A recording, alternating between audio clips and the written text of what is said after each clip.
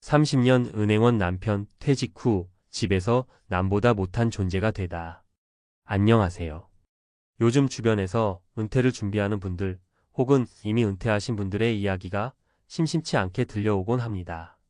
특히 평생을 한 직장에서 헌신하며 살아온 분들이 막상 퇴직 후에는 어찌할 바를 몰라 방황하거나 가족과의 관계에서 소외감을 느낀다는 사연도 적지 않죠. 이 글에서는 30년 은행원 생활을 마치고 퇴직을 맞이한 한 남편의 이야기를 중심으로 은퇴 후 삶을 어떻게 준비하고 어떤 점을 유의하면 좋을지 편안한 구어체로 풀어보려 합니다. 비슷한 상황에 계신 분들 혹은 머지않아 은퇴를 앞두고 계신 분들에게 조금이라도 공감이 되고 도움이 되길 바랍니다. 1. 어제까지는 대접받았는데 오늘은 집에서 남보다 못하다고? 30년 넘게 은행에서 근무한 어씨는 정말 성실한 사람이었습니다. 아침 일찍 출근해서 늦게까지 일하고 매일같이 새로운 금융상품을 연구하고 고객을 상대하며 직장인으로서의 역할을 착실히 해왔어요. 퇴직하기 전까지만 해도 직장에서나 밖에서나 대우를 잘 받았죠.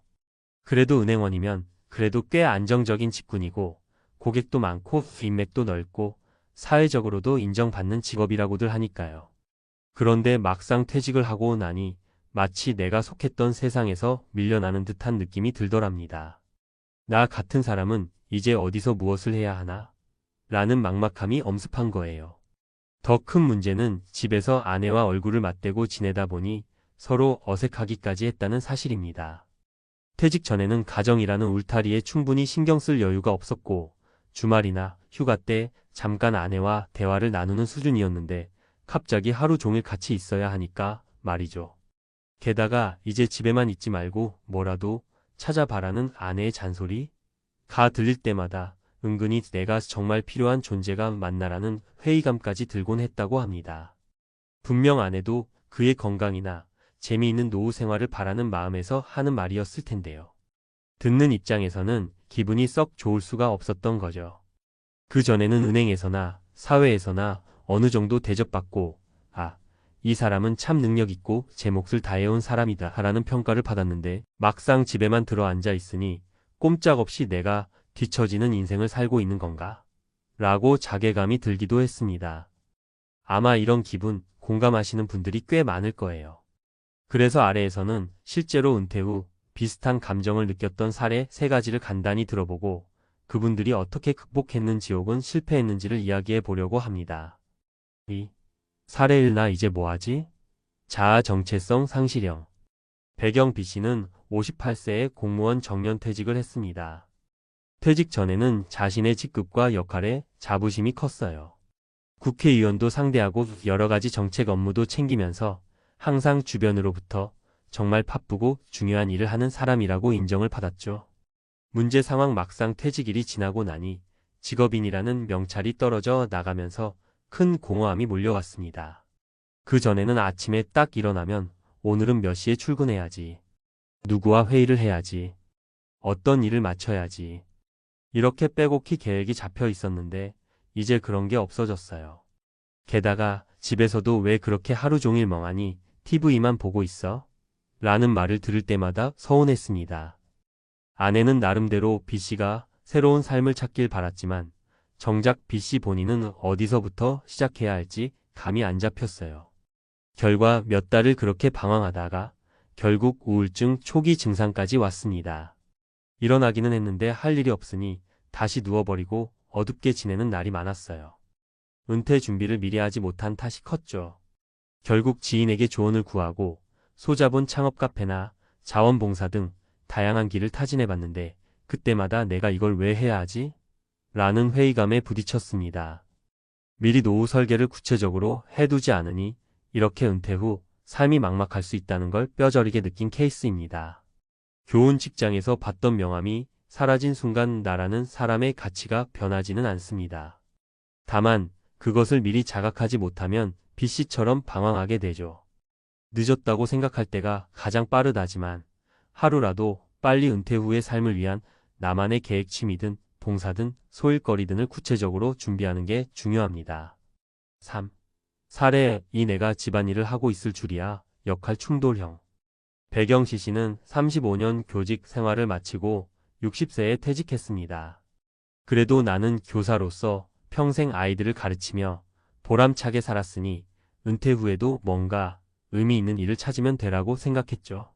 문제 상황 그런데 막상 퇴직 후에는 아내도 비슷한 시기에 퇴직하면서 부부가 하루 종일 집에 함께 있게 됐습니다. 처음에는 여유가 생겼으니 이제 같이 여기저기 놀러 다니자고 의기투합했지만 한두 달이 지나니 서로에게 생활 패턴 차이가 너무 크게 다가왔어요. 남편인 C씨는 평소 가르치는 직업이었던 탓에 아내에게도 잔소리조로 뭔가 가르치려 하거나 집안일을 지적하는 버릇이 있었고요. 아내는 여기가 교실이야? 왜 맨날 나한테 이래라 저래라야? 하면서 스트레스를 크게 받았습니다. 결국 둘 다 집안에서 서로 신경질을 부딪히고 말다툼이 잦아졌습니다. 특히 C씨가 내가 뭘 한들 아내가 싫어한다라는 생각에 억울함을 느꼈고 아내는 집안일을 돕긴커녕 일거리만 만든다라며 못마땅해 했습니다. 함께 있는 시간이 늘어날수록 싸움만 잦아지는 상황이었던 셈이죠. 결국 한 달 정도 서로 냉전 상태가 이어졌다고 해요. 그러다 지인의 권유로 부부 상담을 한번 받아보게 됐는데 상담사에게서 과거의 직장 상하 관계나 교육자의 습관을 집안까지 가져오면 갈등이 터질 수밖에 없다. 이제는 부부가 서로 같은 입장에서 배워가야 한다라는 말을 듣고 조금씩 태도를 바꾸기 시작했습니다. 교훈 은퇴 후에는 부부가 함께 있는 시간이 늘어나면서 새로운 갈등이 발생하기 쉽습니다. 일단 과거의 직업적 태도나 습관을 버리고 상대방을 진짜 파트너로 인정하는 훈련이 필요합니다. 만약 둘만의 힘으로 해결이 어렵다면 전문가의 도움을 받는 것도 큰 도움이 되죠. 4. 사례 3가족에게 무심했던 내가 이제 와서 어떻게 다가가지? 관계 재정리평. 배경 D씨는 62세 변호사로 은퇴했습니다. 워낙 바쁜 직업이었던 터라 가족들에게 늘 미안하다, 다음에 보자라는 말을 입에 달고 살았어요. 그러다 보니 아이들은 이미 성인이 되어 독립했거나 아내 역시 내가 애들 다 키웠다라는 생각으로 혼자서도 잘 지낼 수 있었습니다.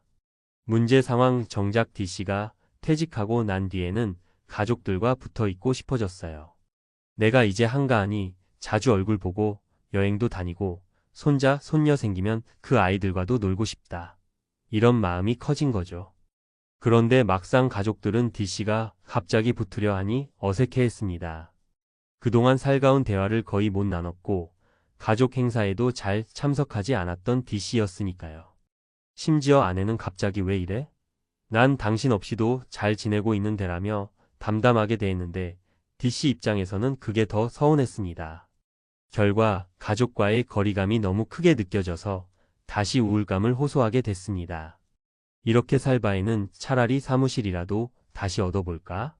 라고 생각하기도 했는데 은퇴 후에 다시 개업하는 것에는 자신도 부담이 컸죠. 결국 D씨는 조금씩 가족들과 대화를 시도하고 주말마다 같이 식사를 하며 아내나 아이들의 이야기를 들어보는 시간을 가져갔습니다. 처음에는 어색해도 소통의 부재를 극복하기 위해서 시간이 걸릴 수밖에 없다는 걸 받아들였죠.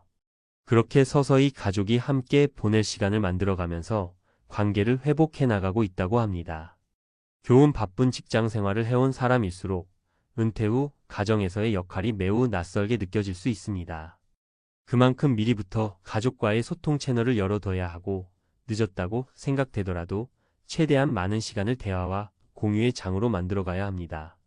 원하는 대로 바로 친밀해지지는 않더라도 꾸준히 노력하는 모습을 보여주면 조금씩 거리가 좁혀집니다. 5. 은퇴 후 삶, 결국은 자아와 관계의 문제. 위 사례들을 살펴보면 모두 겉보기엔 은퇴 후 시간이 많아서 좋겠다는 말이 나오지만 실제로는 그 시간 활용과 주변과의 관계가 쉽지 않은 문제임을 느끼게 됩니다. 왜일까요? 평생 직장이라는 울타리에 갇혀서 혹은 그 울타리에 보호받으면서 살았던 습관이 하루아침에 확 무너지기 때문이죠. 자아 정체성 문제 누가 나를 인정해 줄까?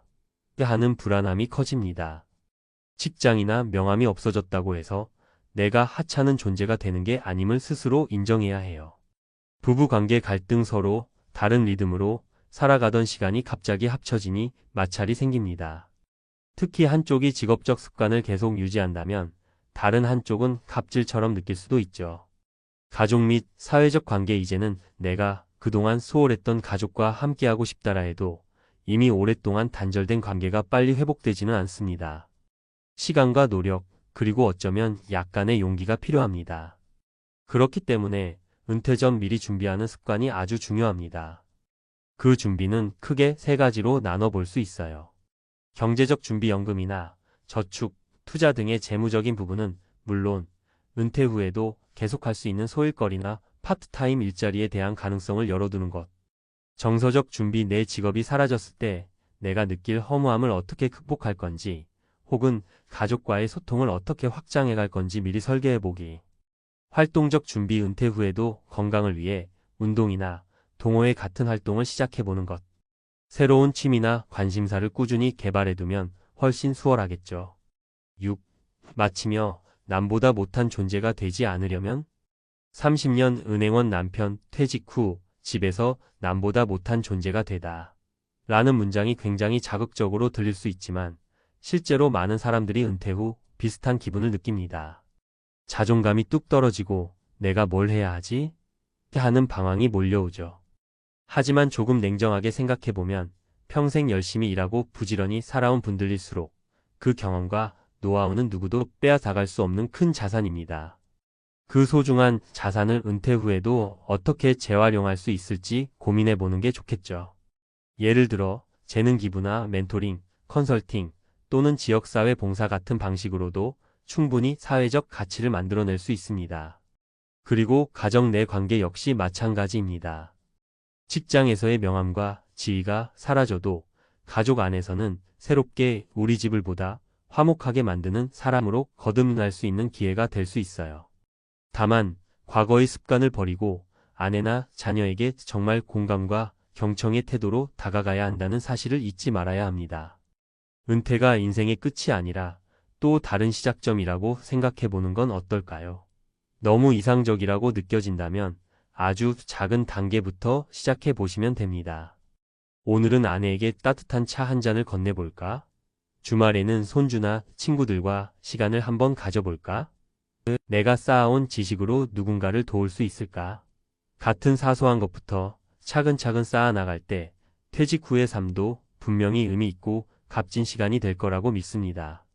길고 지루한 이야기였을 수도 있지만 혹시 비슷한 상황에 놓인 분들에게 조금이라도 위안이 되고 또 한 번쯤 내 은퇴 후 삶을 상상해보는 기회가 되길 바랍니다.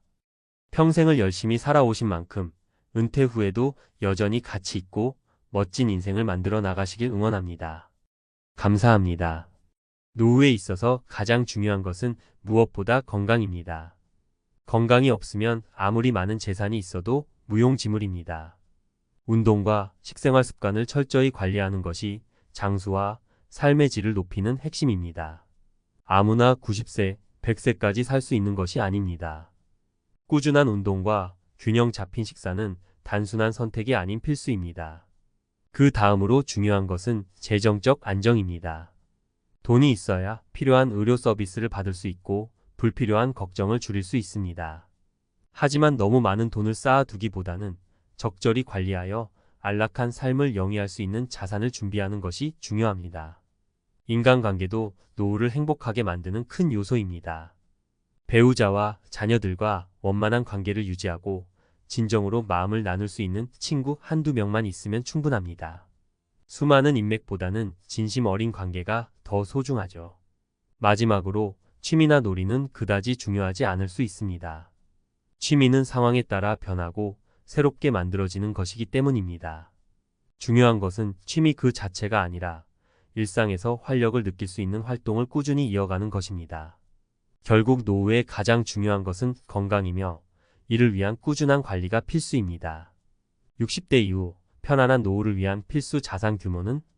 60대 이후 편안한 노후를 위해선 어느 정도의 자산이 필요할까요? 많은 사람들이 이 질문에 대해 고민하지만 정답은 사람마다 다를 수 있습니다. 그러나 대체적으로 적정 자산 규모를 알고 계획하는 것이 중요하죠. 지금부터 구체적인 예시와 함께 설명해 드리겠습니다. 먼저 노후 준비의 첫 번째 핵심은 건강입니다. 그 다음이 재정적 안정이고요.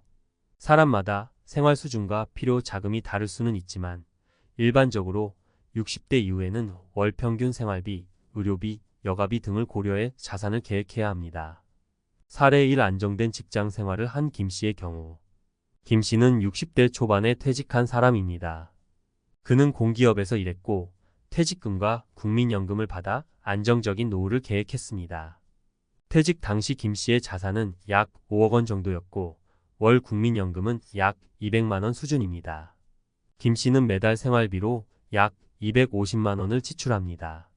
집을 소유하고 있어 월세나 전세 같은 주거비 부담은 없지만 건강을 유지하기 위한 의료비와 여가 생활을 위한 비용이 매달 추가됩니다. 김 씨의 경우 60대 이후 예상되는 생활비와 의료비를 감안할 때 약 5억 원 정도의 자산과 국민연금으로 충분히 편안한 노후 생활을 영위할 수 있습니다. 그는 연금만으로는 조금 부족할 수도 있겠지만 모아둔 자산과 함께라면 여유로운 생활이 가능하다라고 말합니다. 이처럼 퇴직금과 연금으로 적절한 노후 준비를 한 경우에는 큰 걱정 없이 노후를 보낼 수 있습니다. 하지만 연금만으로는 생활비가 부족할 수 있기에 어느 정도의 저축과 투자, 자산이 필요하다는 걸 알 수 있죠. 사례 2 자영업을 한 박 씨의 경우 다른 예로 자영업을 해왔던 박 씨는 퇴직금이 없고 국민연금 가입 기간이 짧아 연금 수령액이 많지 않습니다. 그럼에도 박 씨는 60대 초반에 약 3억 원 정도의 자산을 모았고 주택도 보유하고 있습니다. 그는 자산이 3억 원 정도라면 한 달 생활비로 약 200만 원을 사용할 경우 향후 20년간 생활이 가능할 것이라고 생각하고 있습니다. 하지만 박 씨는 의료비와 예기치 않은 큰 지출을 고려해 나머지 자산을 잘 관리하고 투자하는 방법을 고민하고 있습니다. 그가 선택한 방법은 소형 부동산 투자였습니다. 소형 오피스텔을 구입해 임대 수익을 얻는 방식으로 매달 약 100만 원의 추가 수입을 확보했습니다. 박 씨는 연금이 적더라도 부동산 투자로 월세 수익을 보충하면 조금 더 여유롭게 지낼 수 있다라고 말합니다. 이처럼 추가적인 수익원을 확보하는 것이 중요할 수 있습니다. 사례 3 평생 전업주부로 살아온 이 씨의 경우 마지막으로 전업주부로 평생을 살아온 이 씨의 경우입니다. 남편이 직장에서 퇴직한 후 국민연금과 퇴직금으로 노후를 준비했습니다. 남편이 일찍 세상을 떠났지만 이 씨는 연금과 함께 약 2억 원의 자산을 남겼습니다. 그녀는 자녀들이 모두 독립했고 지금은 한 달에 약 150만 원 정도로 생활하고 있습니다. 하지만 의료비가 큰 걱정이죠. 이 씨는 병원비는 생각보다 많이 들어간다. 자산을 다 써버릴까 걱정될 때가 있다고 말합니다. 그녀는 향후 의료비에 대비해 자산을 크게 쓰지 않고 저축과 안전한 자산 운영에 집중하고 있습니다. 그녀의 사례는 의료비와 예상치 못한 지출에 대해 준비가 필요하다는 점을 보여줍니다. 결론 노후를 위한 자산 규모는 사람마다 다르다. 위의 세 가지 사례를 보면 노후에 필요한 자산 규모는 각자의 상황에 따라 다를 수 있음을 알 수 있습니다. 주택 소유 여부, 국민연금 수령액, 건강 상태, 가족 구성원에 따라 모두 다르게 계획될 수 있죠. 일반적으로 노후 자산 규모는 3억에서 5억 원 정도를 기준으로 생각할 수 있습니다. 그러나 이것이 절대적인 기준은 아니며 본인의 생활 방식과 필요에 맞춰 유연하게 접근하는 것이 중요합니다. 특히 예상치 못한 지출에 대비해 일정한 비상금과 안전한 투자, 자산을 확보하는 것이 필요합니다. 또한 국민연금 이외에 추가적인 수익원을 확보하거나 퇴직 후에도 일정 기간 경제활동을 이어가는 것도 도움이 될 수 있습니다. 노후를 위한 준비는 돈만 중요한 것이 아닙니다. 건강, 가족과의 관계, 취미생활도 중요하게 생각해야 합니다. 그러나 아무리 건강과 관계가 중요해도 재정적으로 안정되지 않으면 노후 생활은 편하지 않을 수 있습니다. 따라서 적절한 자산을 미리 준비하고 자신에게 맞는 노후 계획을 세우는 것이 중요합니다. 노후 자산 계획은 빠를수록 좋습니다. 지금부터라도 자신의 상황에 맞는 계획을 세워서 준비해 보는 것은 어떨까요? 앞서 말씀드린 것처럼 노후를 준비하는 데 있어 자산 규모는 사람마다 다를 수 있습니다. 하지만 중요한 것은 재정적인 안정과 더불어 어떻게 그 자산을 관리하고 사용하는지에 대한 구체적인 계획을 세우는 것입니다. 이제 좀 더 구체적으로 노후 자산 관리 방법과 주의할 점에 대해 이야기해 보겠습니다. 1. 생활비와 의료비 계산하기. 노후에 가장 중요한 것은 매달 발생하는 생활비입니다. 월별로 생활비가 어느 정도 나갈지를 계산해 보는 것이 중요합니다.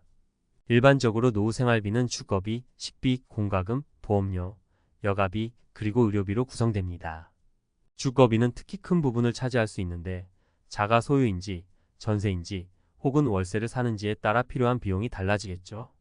주택을 소유하고 있는 경우에도 유지 보수비나 재산세 등 생각하지 못한 지출이 생길 수 있습니다. 또한 의료비는 나이가 들수록 증가할 가능성이 큽니다.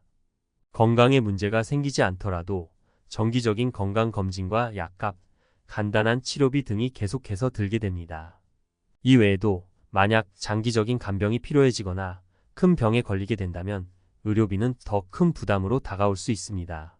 그래서 노후 자산을 설계할 때 의료비에 대한 여유 자금을 반드시 고려해야 합니다. 일반적인 생활비에 더해 매달 어느 정도의 의료비를 예상하고 자금을 준비하는 것이 현명한 계획이죠. 2. 예비 자금 확보하기. 노후 자산 관리에서 또 하나 중요한 것은 예비 자금을 확보하는 것입니다. 예상치 못한 상황이 생길 때를 대비해 어느 정도의 비상금을 마련해 두는 것이 필요합니다. 특히 의료비나 갑작스러운 집 수리, 자녀나 손주들에게 도움을 줘야 하는 경우 등 다양한 변수에 대비할 수 있어야 합니다.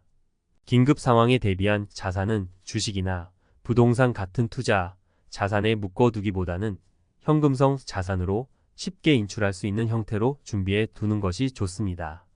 예를 들어 예금이나 적금을 통해 안전하게 자금을 확보하는 것이 바람직하죠. 물론 너무 많은 돈을 저축해 두는 것도 자산 활용 면에서는 비효율적일 수 있으니 비상금은 일정 부분에 한정하고 나머지는 적절한 투자로 자산을 늘리는 방향으로 관리하는 것이 좋습니다. 3. 투자 자산 운영하기. 노후의 자산을 잘 관리하려면 어느 정도는 투자가 필요합니다. 은퇴 후에는 자산을 더 이상 모으기 어렵기 때문에 기존에 모아둔 자산을 어떻게 잘 운영할 것인지가 매우 중요합니다. 노후에 투자한다고 해서 위험한 주식에 몰두할 필요는 없습니다. 오히려 안정적인 수익을 낼 수 있는 저위험 투자를 선택하는 것이 현명한 방법입니다. 예를 들어 채권형 펀드나 안정적인 배당주에 투자하는 방법도 고려해 볼 수 있습니다. 이렇게 하면 매달 일정한 수입을 얻을 수 있기 때문에 생활비에 보탬이 됩니다. 또한 요즘은 노후를 대비한 연금형 상품도 다양하게 나와 있습니다. 개인연금이나 변액연금 같은 상품을 통해 노후에 추가적인 연금 수입을 확보할 수도 있습니다. 다만 연금 상품을 선택할 때는 수익률이나 수수료 구조를 잘 비교하고 본인의 재정 상태와 맞는 상품을 선택하는 것이 중요합니다. 4. 가족과의 관계 유지하기. 재정적 준비만큼 중요한 것은 가족과의 관계입니다. 많은 사람들이 나이가 들수록 가족들과의 관계가 소원해지거나 자녀에게 경제적인 도움을 주는데 부담을 느끼기도 합니다. 하지만 가족 간의 정서적 유대가 노후 생활의 중요한 부분을 차지합니다. 특히 자녀와의 관계에서 경제적 독립을 유지하는 것이 중요한데요. 자녀에게 너무 많은 도움을 주려다 보면 오히려 자신의 재정에 부담이 될 수 있습니다. 또한 배우자와의 관계도 중요합니다. 오랜 시간 함께 살아온 배우자와 노후를 즐겁게 보내기 위해서는 서로의 건강과 재정 상황을 미리 공유하고 협력하는 것이 필요하죠. 5. 여가와 취미생활. 마지막으로 노후를 즐겁게 보내기 위해 취미생활이나 여가 활동도 매우 중요합니다. 하지만 많은 분들이 노후를 맞이했을 때 갑자기 할 것이 없어져 무료함을 느끼거나 우울함에 빠지기도 합니다. 따라서 노후가 되기 전부터 취미나 여가 활동을 미리 찾아두는 것이 중요합니다. 꼭 큰 돈이 드는 취미가 아니더라도 가볍게 산책하거나 독서를 즐기는 것처럼 일상에서 소소한 즐거움을 찾는 것도 좋습니다. 결국 60대 이후 편안한 노후를 보내기 위해서는 건강, 재정적 안정, 가족과의 관계, 여가 생활 모두가 잘 어우러져야 합니다. 자산을 잘 관리하고 예상치 못한 상황에도 대비하는 것이 중요하며 재정적인 준비와 더불어 정서적인 준비도 함께 해야 합니다. 사례에서 본 것처럼 각자의 상황에 맞게 자산을 준비하고 계획하는 것이 핵심입니다. 너무 많은 걱정이나 부담을 가질 필요는 없지만 미리 계획하고 준비한다면 충분히 안정적이고 행복한 노후를 보낼 수 있을 것입니다. 한국 은퇴자들의 꿈. 노후에 가장 살기 좋은 해외 국가 5곳. 서론 은퇴 후 어디에서 살 것인가? 한국에서 계속 살아야 할까? 아니면 해외로 떠나야 할까? 퇴직 후 많은 사람들이 이 고민을 합니다. 한때는 해외 이민이 특별한 사람들만의 선택이라고 생각했지만 이제는 현실적인 대안이 되었습니다. 특히 한국의 높은 물가, 주거비 부담, 건강보험 혜택의 축소, 그리고 사회적 관계의 변화 등을 고려하면 은퇴 후 해외로 이주하는 것은 더 이상 꿈이 아닌 현실적인 선택이 되고 있습니다. 실제로 많은 한국 은퇴자들이 해외에서 새로운 삶을 시작하고 있습니다. 물가는 낮고 기후는 따뜻하고 여유로운 생활이 가능한 곳을 찾아 떠나는 것이죠. 그런데 문제는 어디로 가야 할까? 입니다. 오늘은 한국 은퇴자들에게 가장 살기 좋은 해외 국가 5곳을 소개하고 실제로 그곳에서 성공적으로 정착한 사람들의 이야기를 전해드리겠습니다. 1. 태국 치앙마이. 따뜻한 기후와 저렴한 생활비. 실제 사례. 62세 김씨 부부. 치앙마이에서 노후를 즐기다. 김씨 부부는 서울에서 평범한 직장 생활을 하다 은퇴했습니다. 하지만 한국에서의 생활비가 부담됐습니다. 집값은 높고 병원비도 점점 오르고 노후 자금은 한정적이었죠. 그러다 유튜브에서 치앙마이에 대한 영상을 보게 됐고 직접 여행을 다녀온 후 결정을 내렸습니다. 월 100만 원으로 여유롭게 생활 가능. 따뜻한 기후로 관절 건강에 도움. 한국보다 저렴한 의료비와 친절한 병원 서비스. 김씨 부부는 현재 치앙마이에서 월 120만 원 정도로 여유로운 생활을 하고 있습니다.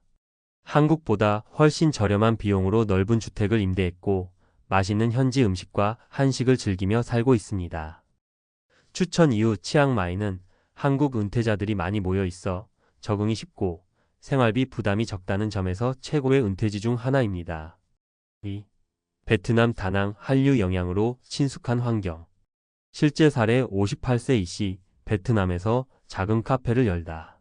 이씨는 30년간 IT 회사에서 일하다가 은퇴 후 베트남으로 떠났습니다.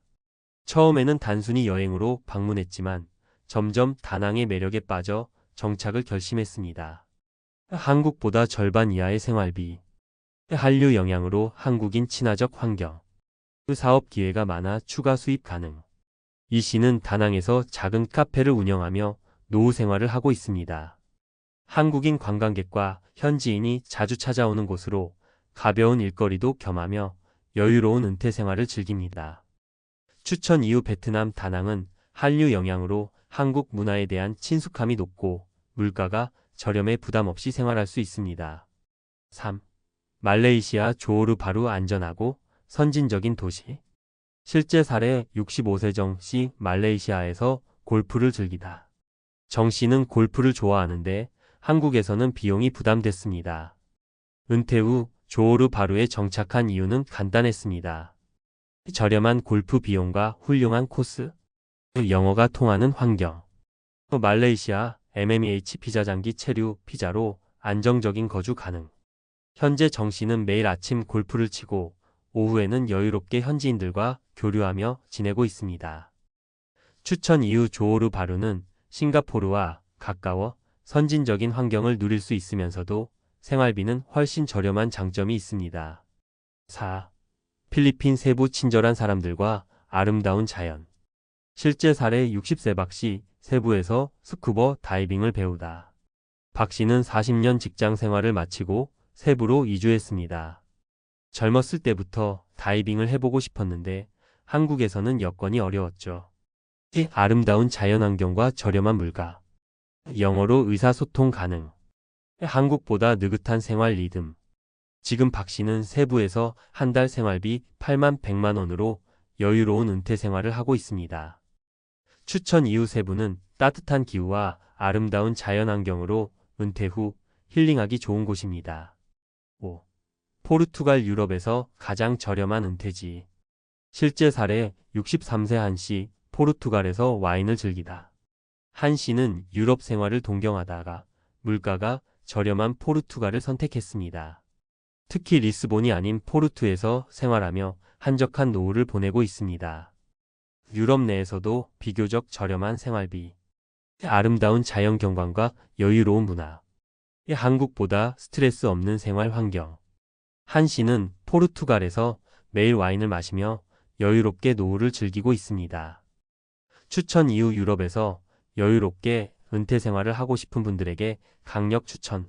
결론 은퇴 후 어디에서 살지는 선택의 문제다. 지금까지 한국 은퇴자들에게 가장 적합한 해외 국가 5곳을 소개했습니다.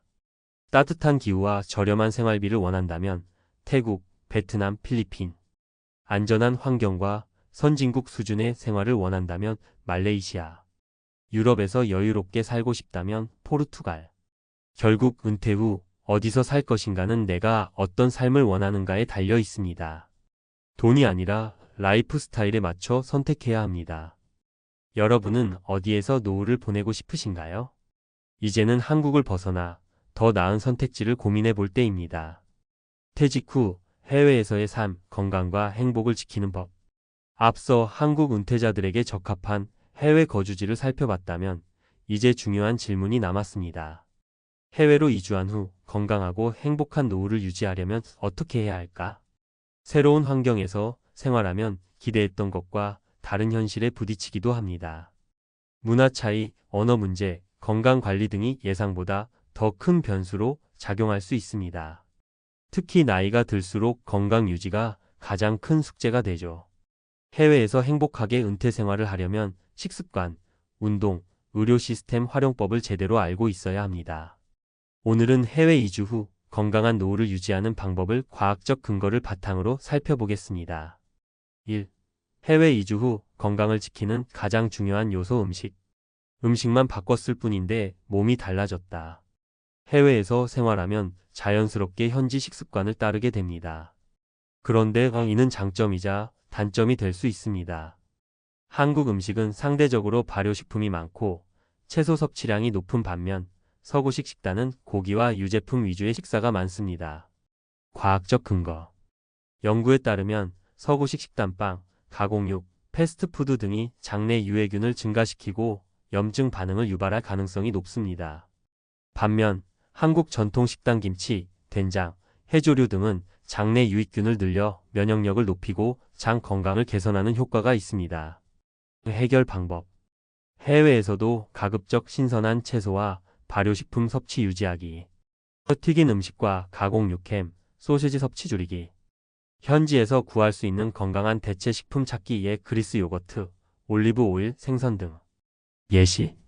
필리핀, 태국, 베트남은 한국보다 해산물이 풍부해 DHA, 오메가-3가 많은 생선을 쉽게 구할 수 있습니다. 이를 적극 활용하면 혈관 건강을 유지하는 데 도움됩니다. 2. 해외 생활에서 운동 루틴을 만드는 법. 한국에서는 퇴근길에 30분이라도 걸었는데 해외에 오니 집에서만 지내요.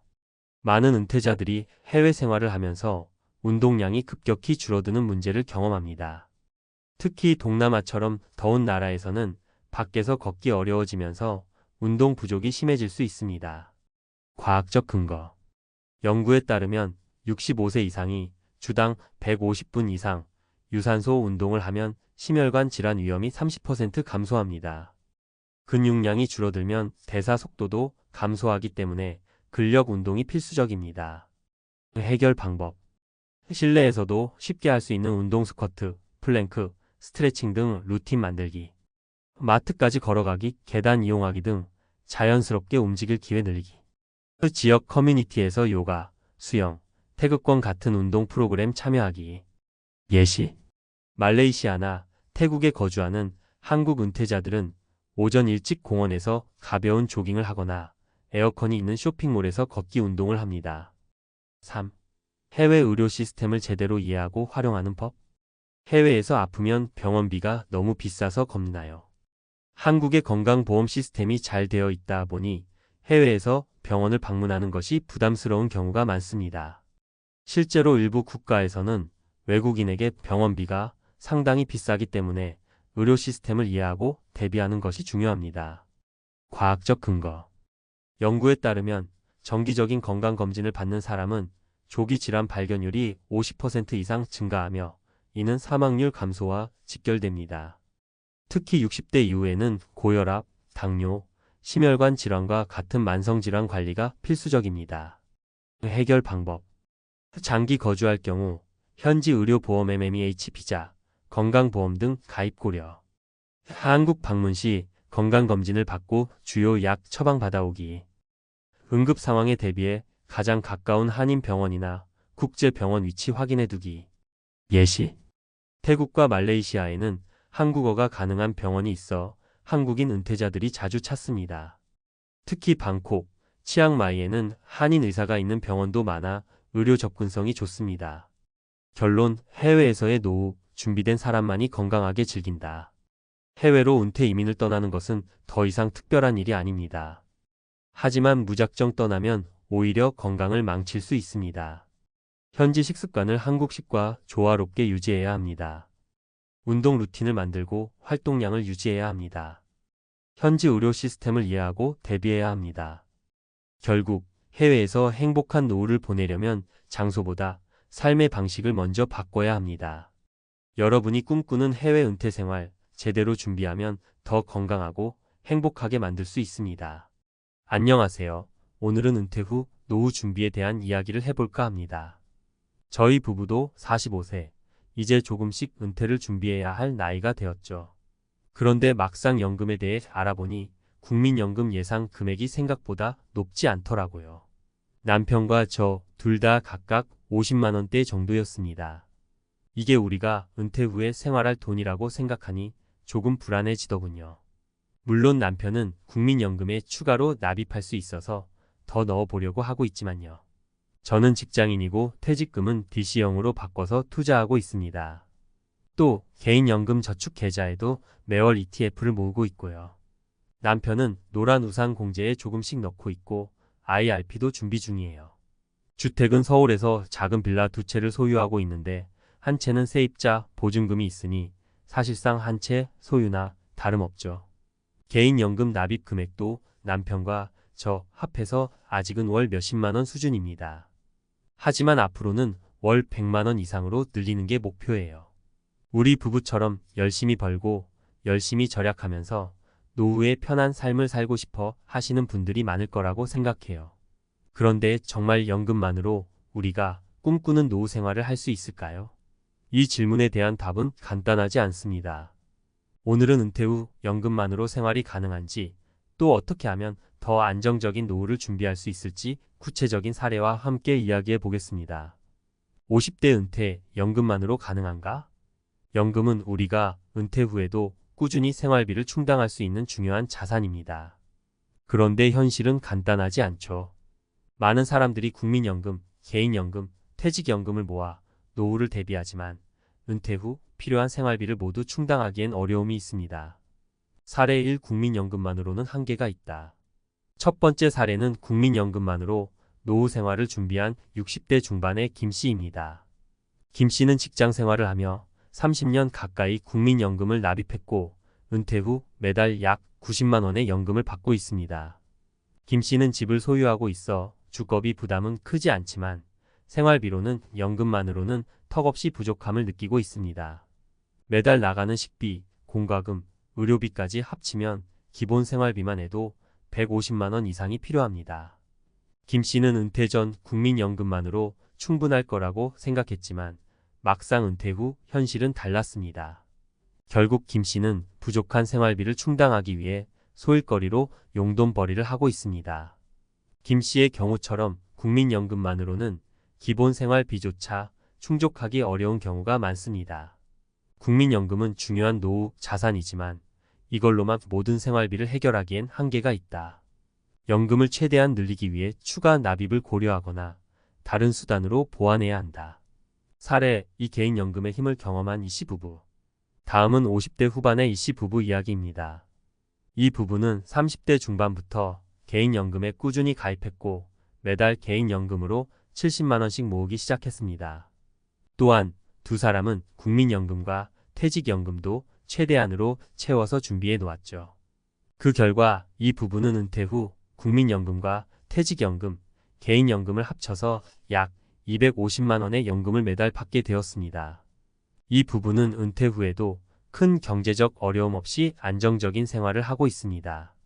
물론 생활비가 더 필요할 때도 있지만 큰 의료비나 돌발적인 비용을 제외하면 대부분의 생활비는 연금으로 충당하고 있습니다. 이 씨 부부는 연금은 미리 준비하면 준비할수록 좋다는 교훈을 남깁니다. 그들은 50대가 되기 전에 최대한 많은 자산을 모으고 그 자산을 연금 형태로 안정적으로 운영했기 때문에 은퇴 후 큰 걱정 없이 살아가고 있습니다. 교훈 개인연금은 국민연금의 부족한 부분을 보완할 수 있는 강력한 도구다. 꾸준히 납입하고 목표 금액을 정해 자산을 늘려가는 것이 중요하다. 사례 3주택 자산을 활용한 노후 준비. 세 번째 사례는 주택 자산을 활용한 노후 준비를 한 박 씨 이야기입니다. 박 씨는 50대 초반에 다가가면서 노후 자금이 충분하지 않다는 걸 깨달았습니다. 국민연금은 매달 50만 원, 퇴직연금도 크게 기대하기 어려웠기 때문에 박 씨는 자신이 소유한 주택을 활용하기로 결심했습니다. 박 씨는 서울에 아파트 한 채를 소유하고 있었는데 그 아파트를 전세로 돌리고 본인은 더 작은 주택으로 이사했습니다.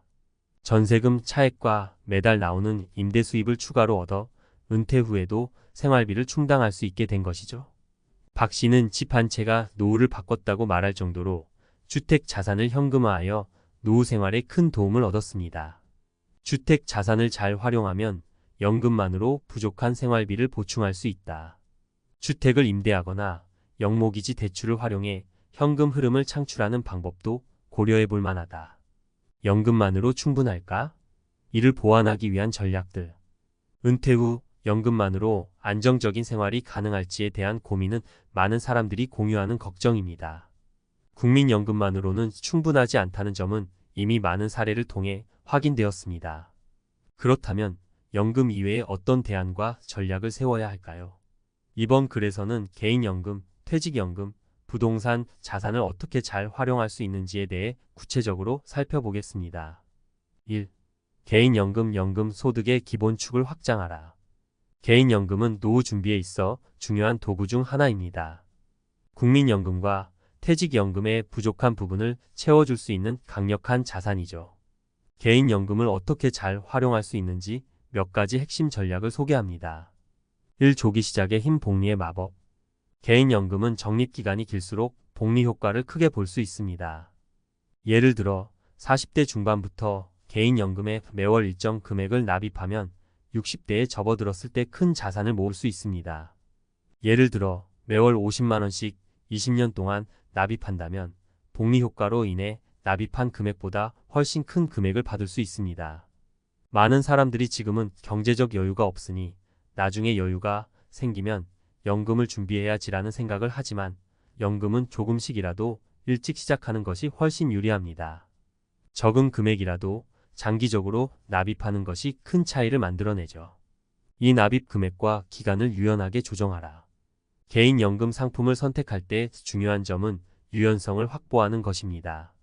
소득이 불안정하거나 경제적 부담이 있을 때 납입 금액이나 기간을 조정할 수 있는 상품을 선택하는 것이 좋습니다. 또한 중도해지 시 손실을 최소화할 수 있는 상품을 선택하는 것도 중요하죠. 연금 상품 중에는 조기해지 시 큰 페널티가 붙는 상품도 있으니 이를 고려하여 충분히 조사한 후 선택하는 것이 필요합니다. 3. ETF 연계 상품으로 수익률 극대화. 개인연금을 단순히 적립하는 것이 아니라 ETF 상장 지수펀드와 같은 투자 상품에 연계하여 운영하는 방법도 있습니다. ETF는 주식이나 채권, 부동산 등 다양한 자산에 투자할 수 있는 상품으로 변동성은 있지만 장기적으로는 연금 수익률을 높일 수 있는 좋은 도구입니다. 다만 이러한 투자는 금융 지식과 리스크 관리가 필요하므로 전문가의 도움을 받는 것이 좋습니다. 2. 퇴직연금 DC형을 활용한 자산 증식 전략. 퇴직연금도 노후 준비에 있어 중요한 축을 이룹니다. 퇴직연금에는 크게 확정급 여형 DB과 확정기여형 DC 있는데 요즘에는 많은 기업에서 DC형을 선택할 수 있는 옵션을 제공합니다. DC형 퇴직연금은 납입한 금액을 본인이 직접 투자하여 운용하는 방식으로 투자 성과에 따라 퇴직 시 받을 금액이 달라집니다. 1. DC형 퇴직연금의 장점 본인의 투자 전략에 맞춘 자산 운영. DC형의 가장 큰 장점은 본인이 투자 전략을 세워 자산을 운용할 수 있다는 점입니다. 단순히 원리금 보장형 상품에 넣는 것보다는 주식형, 채권형, 혼합형 펀드 등 다양한 상품에 분산 투자하여 수익률을 높이는 전략이 필요합니다. 퇴직연금은 장기 투자 상품이기 때문에 장기적으로 안정적인 수익을 기대할 수 있는 상품에 분산 투자하는 것이 중요합니다. 이 리스크 관리를 통한 안정적인 수익 추구. DC형 퇴직연금에서 중요한 것은 리스크 관리입니다. 장기적으로 높은 수익을 기대할 수 있는 주식형 펀드나 ETF에 투자하는 것도 좋지만 동시에 안전한 자산의 일정 부분을 분산 투자하는 것이 중요합니다. 채권형 펀드나 원리금 보장형 상품의 일정 비율을 할당하여 투자 리스크를 분산시키는 전략이 필요합니다. 이렇게 리스크를 분산하면서 꾸준히 자산을 늘려나가면 은퇴 후 퇴직연금의 혜택을 극대화할 수 있습니다. 3. 퇴직연금을 IRP와 연계하여 세제 혜택 받기. 퇴직연금을 개인형 퇴직연금 IRP과 연계하면 추가적인 세제 혜택을 받을 수 있습니다. IRP는 퇴직연금을 개인이 추가로 납입할 수 있는 계좌로 연간 납입액에 대해 세액 공제를 받을 수 있는 장점이 있습니다. 연금 수익을 극대화하려면 이러한 세제 혜택도 적극적으로 활용하는 것이 좋습니다. 3. 부동산 자산의 유동성을 확보하라. 부동산은 많은 사람들이 노후 자산으로 의지하는 중요한 자산입니다. 하지만 부동산은 단순히 보유하고 있는 것만으로는 충분하지 않습니다. 어떻게 하면 부동산 자산을 유동적으로 활용하여 노후 생활에 도움이 될 수 있을지 구체적인 전략을 살펴보겠습니다. 1주택연금 자산을 현금화하는 방법. 주택연금은 주택을 소유하고 있는 은퇴자들이 많이 고려하는 옵션 중 하나입니다. 주택을 담보로 매달 일정 금액의 연금을 받는 방식으로 고정 수입이 없어지는 은퇴 후에도 안정적인 현금 흐름을 확보할 수 있습니다. 주택연금은 주택 가격이 하락할 경우에도 일정 금액을 보장받을 수 있는 장점이 있어 주택 자산을 현금화하기에 좋은 방법입니다. 임대 수입 소득 창출을 위한 부동산 운용. 부동산을 소유하고 있다면 이를 통해 임대 수입을 창출하는 것도 노후 자금을 보충하는 데 유용한 방법입니다. 주택이나 상가, 오피스텔 등 다양한 부동산을 임대해 월세 수입을 얻는 것은 연금 외 추가적인 수입원을 확보하는 데 도움이 됩니다. 하지만 임대 시장의 변화와 공실 위험을 고려해야 하며 임대 수입이 지속 가능할지에 대한 면밀한 검토가 필요합니다. 3. 영목이지 자산을 활용한 현금 유동성 확보. 영목이지는 주택을 담보로 금융기관에서 대출을 받아 현금을 확보하는 방식입니다. 주택을 보유하고 있으면서도 현금이 필요한 경우 영목이지를 통해 자산을 유동화하여 현금을 확보할 수 있습니다. 다만 이 방식은 금융 비용이 발생할 수 있으므로 신중한 검토가 필요합니다. 노후를 준비하는 데 있어 중요한 것은 구체적인 행동 계획을 세우고 꾸준히 실천하는 것입니다. 다음은 개인이 연금 및 자산을 활용해 안정적인 노후를 준비할 수 있도록 해야 할 구체적인 행동들입니다. 1. 국민연금 최대로 채우기. 국민연금은 기본적인 노후 생활비를 충당하는 핵심적인 자산입니다. 이를 최대로 받을 수 있도록 준비하는 것이 중요합니다. 1. 추가 납입을 고려하라. 소득이 있거나 여유가 있다면 국민연금 추가 납입을 고려하는 것이 좋습니다. 납입 기간이 길수록 납입 금액이 클수록 나중에 받을 연금액도 커지기 때문에 은퇴 전에 국민연금 사각지대 없이 최대한 납입하는 것이 유리합니다. 2. 추후 납부 제도를 활용하라. 과거에 소득이 없거나 국민연금을 납부하지 않은 기간이 있다면 추후 납부 제도를 활용하여 납입하지 않은 기간에 대해 추가로 납입할 수 있습니다. 이를 통해 연금 수령액을 높일 수 있습니다. 2. 개인연금 다양한 연금 상품을 활용하라. 개인연금은 국민연금의 부족한 부분을 보완하는 중요한 자산입니다. 꾸준히 적립하고 투자하는 것이 핵심입니다. 1. 매월 일정 금액을 꾸준히 납입하라. 개인연금은 매월 일정 금액을 꾸준히 납입하는 것이 중요합니다.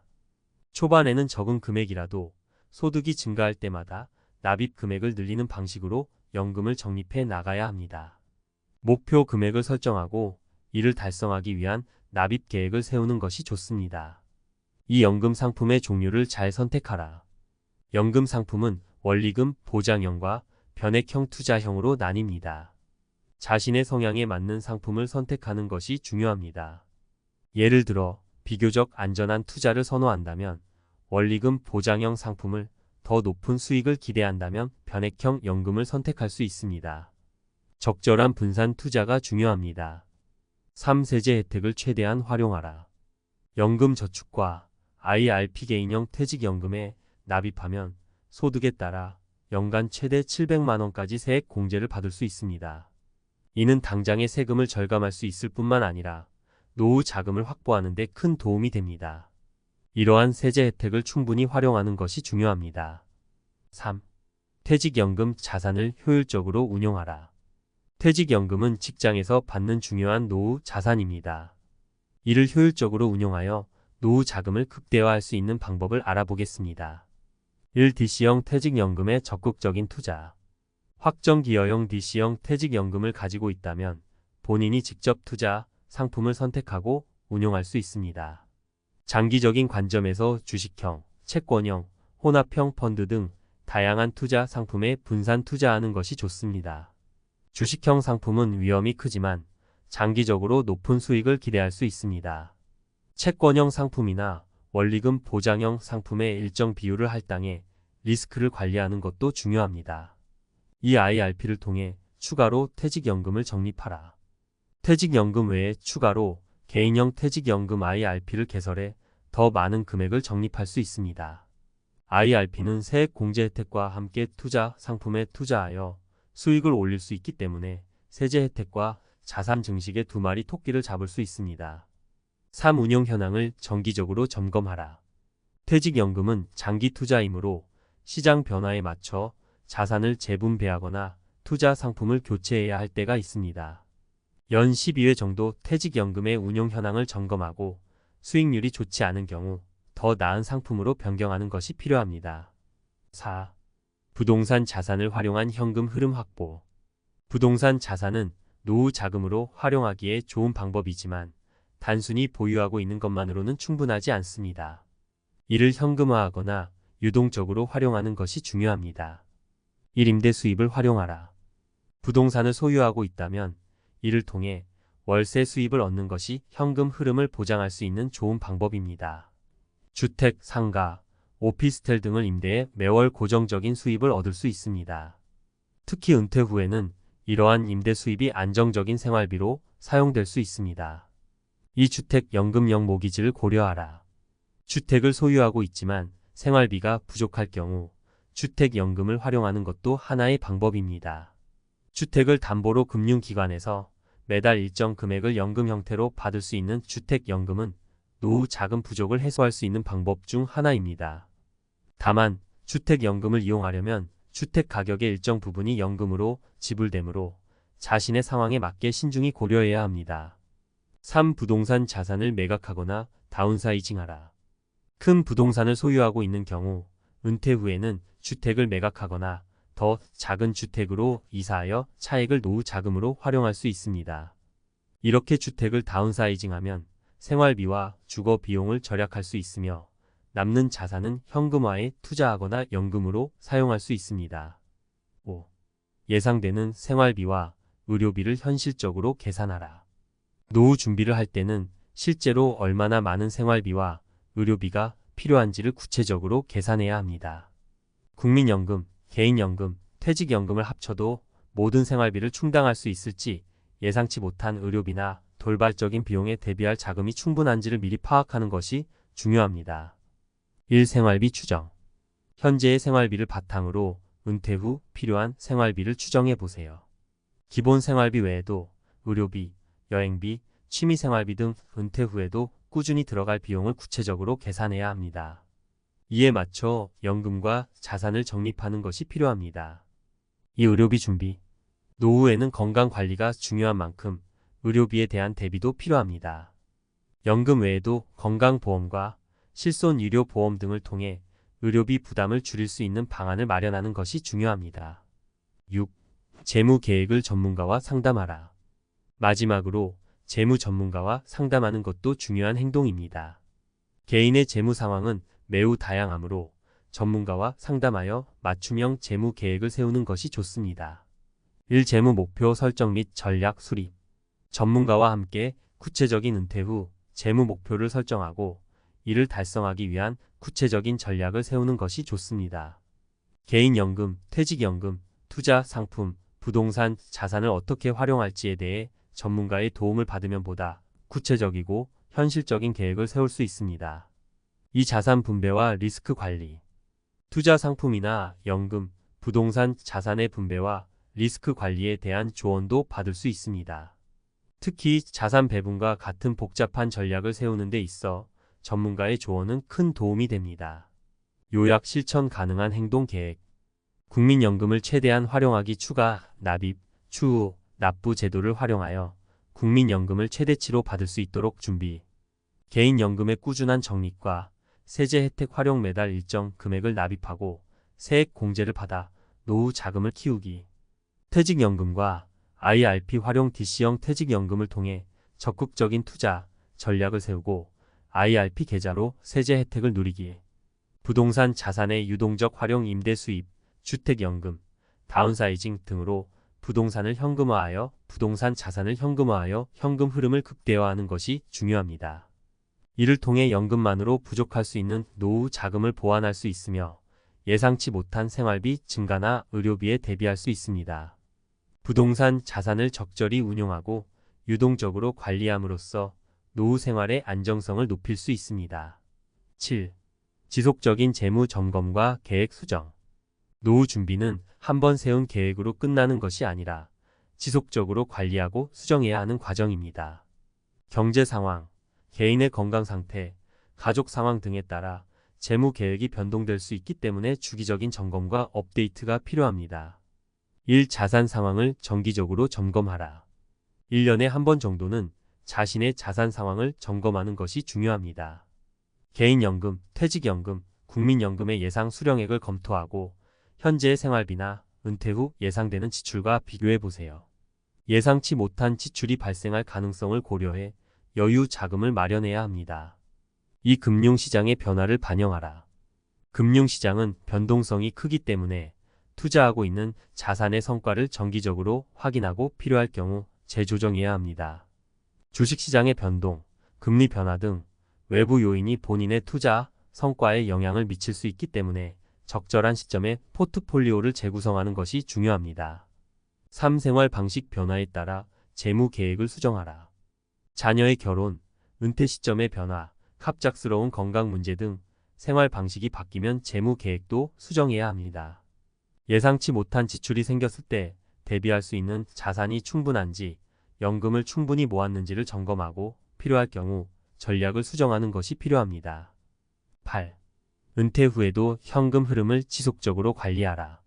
은퇴 후에는 고정 수입이 줄어드는 대신 연금과 자산에서 나오는 현금 흐름이 생활비를 충당하는 중요한 수단이 됩니다. 따라서 은퇴 후에도 현금 흐름을 지속적으로 관리하는 것이 중요합니다. 1. 지출을 철저히 관리하라. 은퇴 후에는 수입이 제한적이기 때문에 지출을 꼼꼼히 관리하는 것이 필요합니다. 고정 지출과 변동 지출을 나누어 매달 얼마나 쓰는지 파악하고 불필요한 지출을 줄일 수 있는 방법을 찾는 것이 좋습니다. 예를 들어 자동차 유지비나 외식 비용 등을 줄이거나 저렴한 생활비로도 충분히 만족할 수 있는 생활 패턴을 만드는 것이 중요합니다. 2. 현금 유동성을 확보하라. 모든 자산을 고정 자산에 묶어두지 말고 언제든 현금으로 전환할 수 있는 유동성 있는 자산도 함께 보유해야 합니다. 주식, 채권, 예금, 단기 금융 상품 등을 활용하여 예기치 못한 상황에서 빠르게 대응할 수 있도록 준비하세요.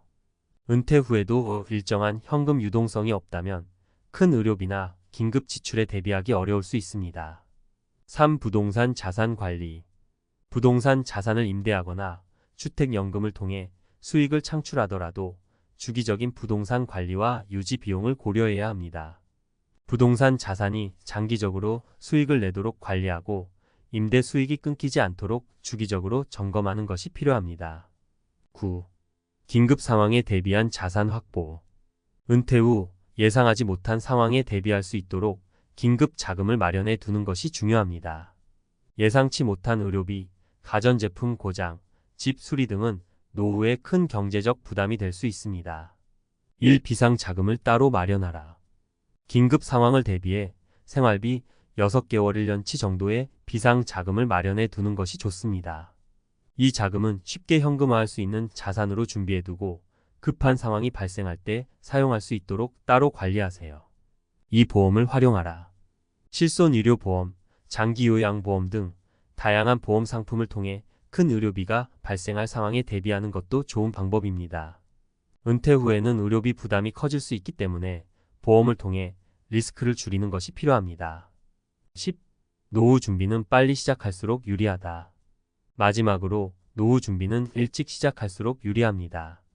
많은 사람들이 50대에 접어들면서 노후 준비를 시작하지만 가능한 빨리 준비를 시작하는 것이 장기적인 자산 축적에 유리합니다. 1. 3040대부터 준비를 시작하라. 노후 준비는 일찍 시작할수록 복리 효과를 극대화할 수 있습니다. 젊을 때부터 연금을 적립하고 투자하는 것이 훨씬 유리하며 시간이 지날수록 자산이 자연스럽게 증식될 수 있습니다. 3040대부터 연금 저축과 투자 상품을 선택해 노후 자금을 꾸준히 모으는 것이 필요합니다. 이 소액이라도 꾸준히 적립하라. 처음에는 소액이라도 좋습니다. 중요한 것은 꾸준함입니다. 매달 소액을 적립하다 보면 시간이 지남에 따라 큰 금액이 됩니다. 적립식 투자 상품이나 개인연금을 통해 매달 일정 금액을 자동으로 적립하는 시스템을 만들어두면 자산 축적이 더 쉬워집니다. 결론: 개인의 행동은 미래를 바꾼다. 노후 준비는 누구에게나 중요한 과제입니다. 국민연금, 퇴직연금, 개인연금, 부동산 자산을 적극적으로 활용하고 자산의 유동성과 현금 흐름을 잘 관리하는 것이 핵심입니다. 이 과정에서 중요한 것은 지속적인 점검과 조정, 그리고 전문가의 도움을 받아 계획을 구체화하는 것입니다. 너무 늦기 전에 시작하는 것이 가장 좋은 방법이며 지금부터라도 꾸준히 준비한다면 안정적인 노후를 맞이할 수 있습니다.